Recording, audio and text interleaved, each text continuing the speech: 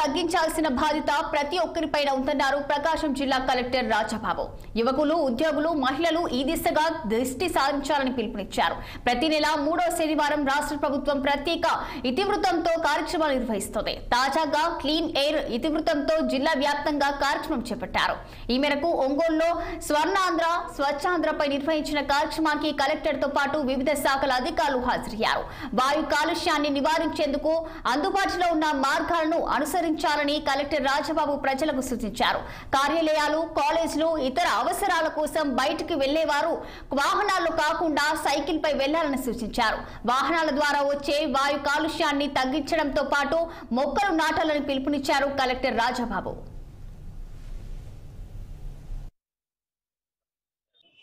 దానిలో భాగంగానే ఈరోజు ఈ ప్రకాశం జిల్లాలో అనేక చోట్ల ఆల్ ఆఫీసెస్లోను, మున్సిపల్ ఏరియాస్లో అన్ని చోట్ల కూడా ఈ కార్యక్రమాలు జరుగుతున్నాయి. ఇందులో ముఖ్య ఉద్దేశం ఏంటంటే పర్యావరణ కాలుష్యాన్ని తగ్గించాలి. సో తగ్గించడానికి కావాల్సినటువంటి యాక్టివిటీస్ ఏమైతే ఉన్నాయో అవి చేయాలని చెప్పేసి పిలుపునిచ్చారు. అందులో భాగంగా ఏంటంటే ఎక్కువ వెహికల్స్ వల్ల వచ్చినటువంటి కార్బన్ డైఆక్సైడ్ వల్ల నష్టాలు ఉన్నాయి కాబట్టి దాన్ని తగ్గించేలాగా మనము ఈరోజు ఆఫీసర్స్కి ఒక పిలుపు ఇవ్వడం జరిగింది. వాళ్ళు దగ్గరగా ఉన్న వాళ్ళు కాలినడకన రావాలని, కొంచెం దూరం ఉన్న వాళ్ళు సైకిల్ మీద రావాలని, ఇంకా దూరం ఉన్న వాళ్ళు పబ్లిక్ ట్రాన్స్పోర్ట్ ఉపయోగించాలని చెప్పాము. ఆ రకంగానే సింబాలిక్గా ఈరోజు అందరూ కూడా ఆఫీసర్స్ అందరూ కూడా ఆ రకంగా చేయడం జరిగింది.